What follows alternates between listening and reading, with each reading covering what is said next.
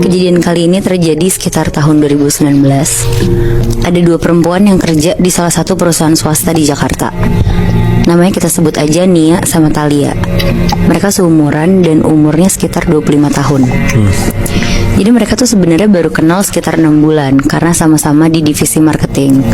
Cuma mungkin karena energinya juga cocok kali ya. Jadi performance kerja mereka tuh bagus banget.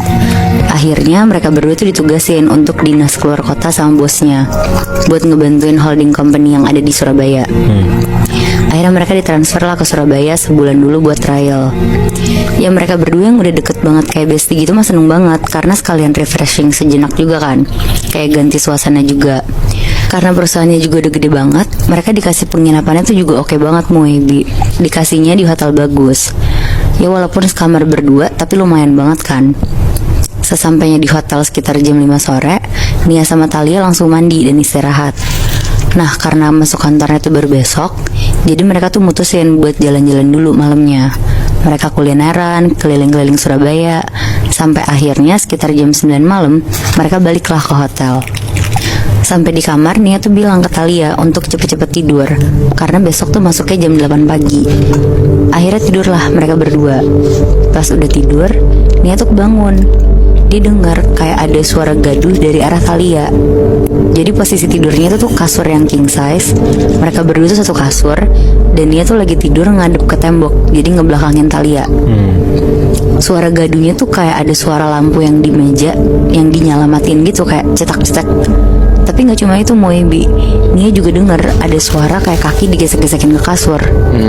Jadi berisik banget kan kedengerannya. Berarti itu di belakangnya Nia ya? Iya bener Moe. Tapi karena ngantuk banget, Nia tuh cuma bisa bilang, "Tal jangan berisik, gue ngantuk banget," sambil merem dan gak nengok ke belakang juga. Nah akhirnya besok paginya pas bangun, Nia tuh langsung bilang ke Thalia, "Tal berisik banget deh, lo ngapain sih semalam?" Thalia yang dengar itu tuh kaget banget, terus bilang, "Hah apa ya? Gue aja tidur semalam, lo denger apaan?" Nia bingung di situ, tapi Nia tetap jelasin, "Iya ada suara cetak-cetak lampu, suara kaki lo gesek-gesek ke kasur, gaduh banget lah pokoknya." Tapi karena Thalia juga gak ngiyain itu tuh suara dia, jadi dia tuh mikir apa dia ngigo atau mimpi doang. Tapi akhirnya gak dipikirin lagi lah sama dia. Akhirnya sekitar jam 7:30 mereka berangkat nih ke kantor.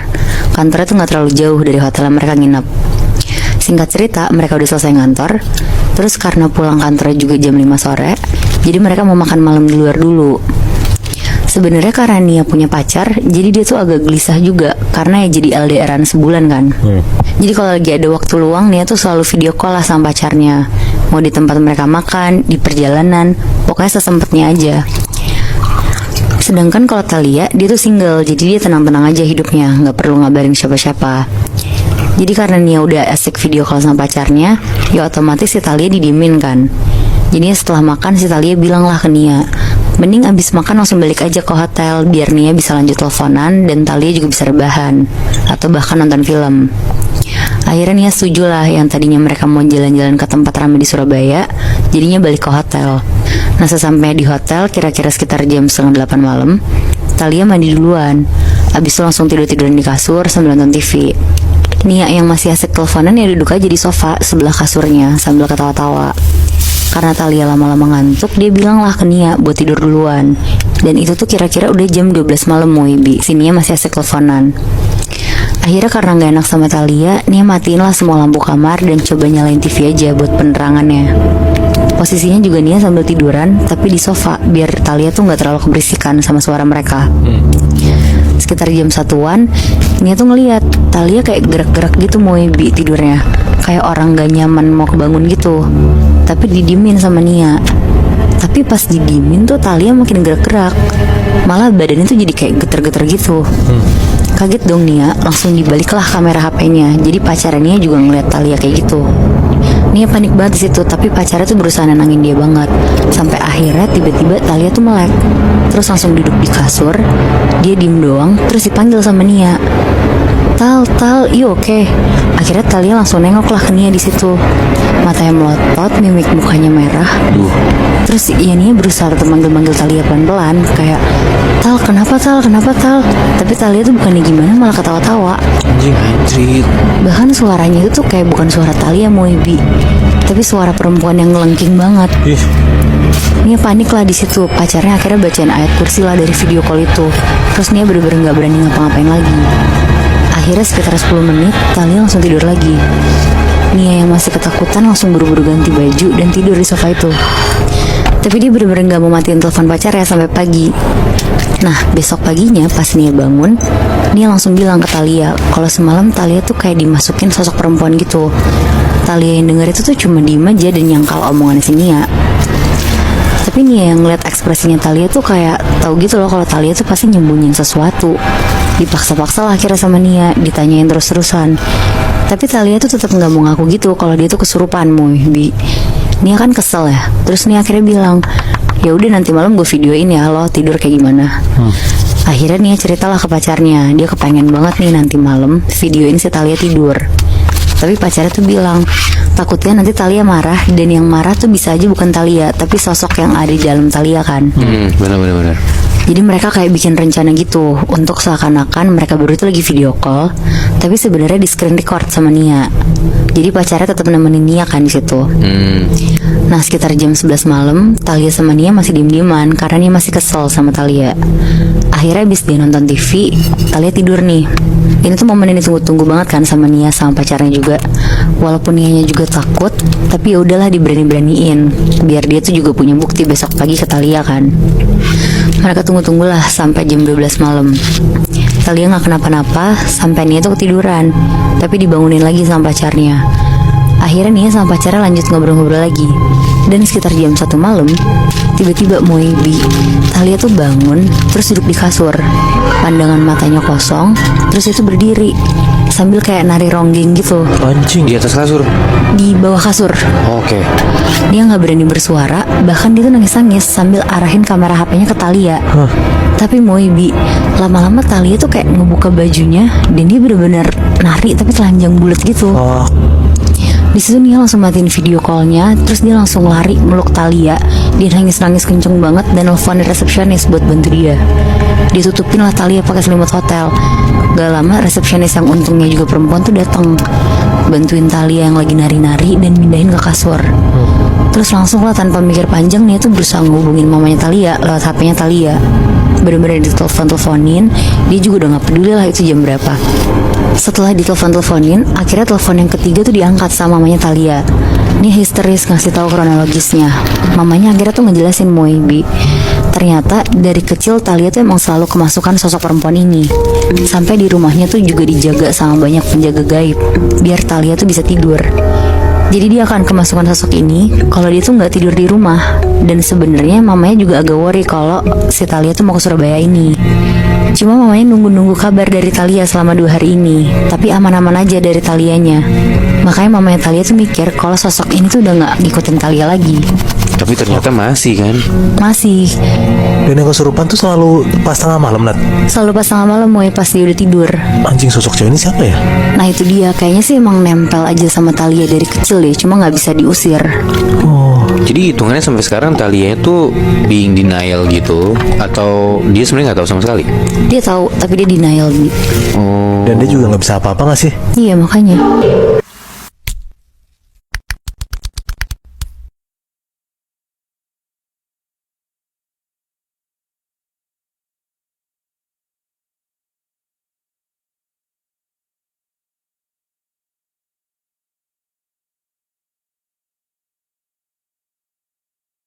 Gue mau ceritain pengalaman seorang cewek namanya Tika.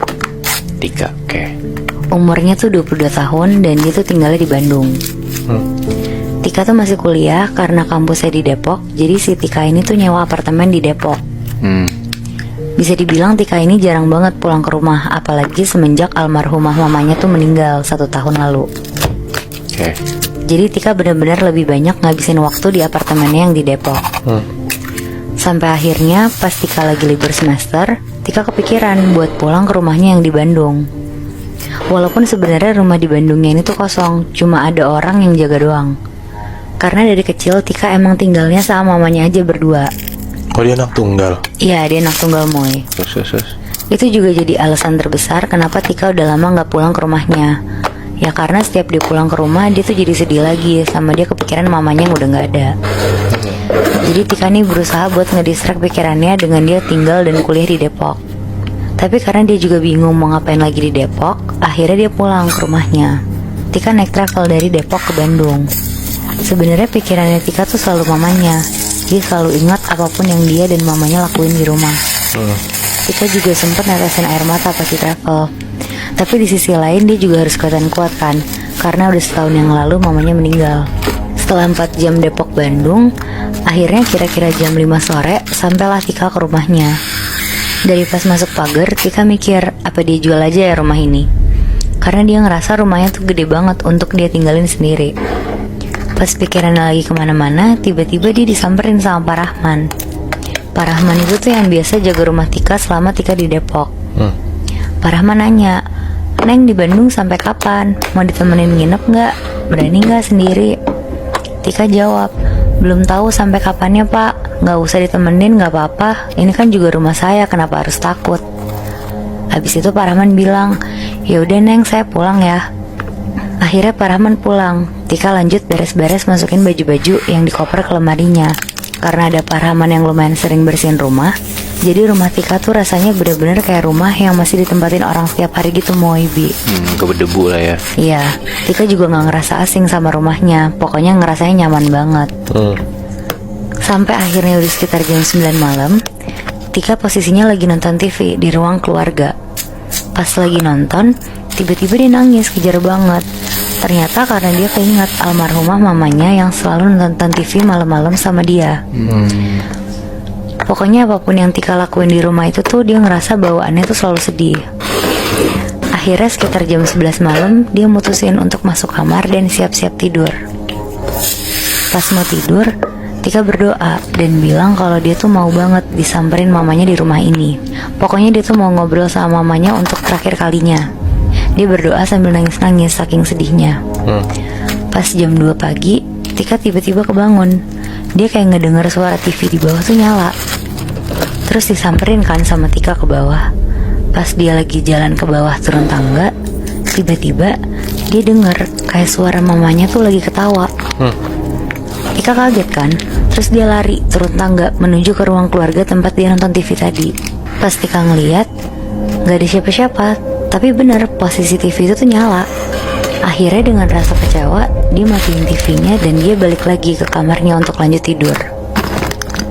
Besokannya, pas Tika bangun tidur, dia ngerasa badannya tuh kayak pegel-pegel gitu satu badan.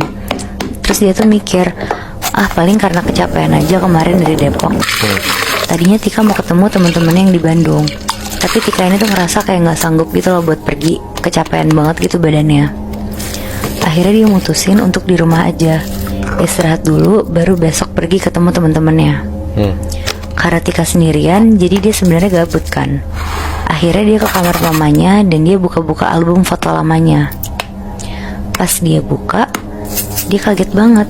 Tiba-tiba ada suara, Tika. Di situ Tika kaget banget karena itu suara yang persis banget sama mamanya. Tika ngeliat sekeliling tapi nggak ada siapa-siapa. Dia jalan ke arah jendela kamar mamanya, nggak ada orang. Bahkan dia tuh sampai buka pintu kamarnya, nggak ada siapa-siapa juga. Tapi di situ Tika agak seneng karena dia ngerasa mamanya tuh denger doa dia. Akhirnya dia nyoba nyari dan dengerin suara yang manggil dia itu. Tika keluar kamar, dia jalan, masih ada tuh suaranya. Makin lama suaranya makin jelas dan asalnya tuh ternyata dari lantai 3 rumahnya. Nah, lantai 3 rumahnya itu tuh loteng. Tapi di situ Tika tetap ikutin suaranya. Dia naik ke tangga atas, jalan pelan-pelan.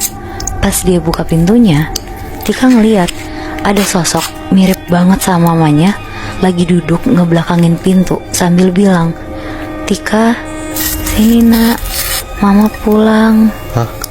Di situ Tika lari masuk ke loteng, nyamperin kursi tempat duduk mamanya.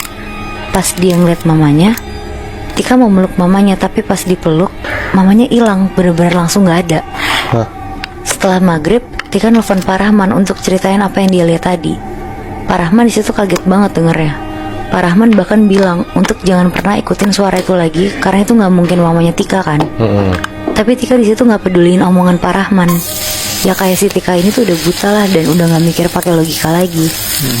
Di situ dia benar-benar ngerasa kalau sosok tadi tuh udah pasti mamanya. Akhirnya sekitar jam 10 malam, Tika ini sengaja pengen banget ngeliat mamanya lagi. Akhirnya dia mancing mamanya dengan tidur di kamar mamanya dengan posisi lampu mati. Jadi tuh gelap banget satu kamarnya. Pas udah matiin lampu, gak ada panggilan suara dari mamanya. Masih hening banget keadaannya. Tika kesel dan gak sabaran sama sekali. Akhirnya Tika ini teriak-teriak ngomong, "Mama, Mama, mana Mama? Katanya pulang." Cer. Tiba-tiba jendela kamar mama itu kebuka kenceng banget, dak gitu. Bahkan kacanya itu sampai pecah Moebi. Angin masuk kenceng banget. Terus dari pojok kamar mamanya sebelah jendelanya dia, Tika tuh ngeliat ada sosok pakai baju putih panjang banget, rambutnya berantakan panjang, sambil senyum-senyum ngeliatin Tika. Terus teriak, "Mama pulang." Aduh, Terus sosok ini tuh berubah-berubah gitu lah Moebi. Tiap 5 detik tiba-tiba jadi mamanya Tika, berubah lagi jadi sosok perempuan ini, berubah lagi jadi mamanya. Pokoknya ganti-ganti terus. Di situ Tika teriak. Dia lari ambil HP-nya di meja dan dia langsung lari ke bawah turun tangga, keluar dari rumah dan dia langsung nelfonin Pak Rahman. Gak lama Pak Rahman datang dan nenangin Tika. Mereka ngobrol di depan rumah Tika. Terus Pak Rahman ini cerita ke Tika. Katanya apa yang dilihat Tika itu sama persis sama apa yang dilihat Pak Rahman. Katanya itu tuh sosok jin yang menyerupai manusia. Dan semakin dia ngerasa ada manusia yang kepengen dia ada, semakin dia seneng dan dia akan terus ngikutin orang yang manggil dia. Akhirnya karena Tika ketakutan, di situ Tika makin yakin untuk ngejual rumahnya. Karena setiap malam Tika tidur, Tika masih suka dengar suara mamanya tuh manggil, "Tika, Tika." Sampai rumahnya udah kejual dan Tika balik ke Depok pun, Tika tuh kalau lagi ngobrol dan ketawa-tawa sama teman-temannya, kadang dia dengar ada suara ketawa dari belakang yang ngikutin Tika. Tapi karena Tika tahu itu bukan mamanya, jadi dia benar-benar udah nggak peduliin suara itu sama sekali. Cuma setiap malam emang Tika tuh jadi makin keinget mamanya, karena emang suara yang persis mamanya tuh selalu manggil Tika. Tapi dia inget kata Pak Rahman, selama Tika masih berduka dan inget mamanya, sosok ini tuh akan selalu ngikutin Tika. Karena sosok ini ngerasa dipanggil sama Tika dan dibutuhin sama Tika. Wow, salah banget sih Tika pertama kali yang ke rumah di Bandung langsung nyari tahu mamanya kayak gitu ya. Iya makanya Moy. Malah sosok rumahnya itu malah ngikutin Tika ya. Iya benar. tapi sedih juga gak sih? Tika tuh kangen sama nyokapnya ya gak sih? Iya. Tapi malah kena yang kayak gitu. Iya. Soalnya menurut gue Bi, kalau misal orang lagi sedih banget kan pasti rentan banget kan. Iya. Nah, jadi si Tika ini jadi sasaran empuk buat si makhluk halus yang ada di rumahnya dia di Bandung ini. Iya apalagi rumahnya udah lama kosong kan.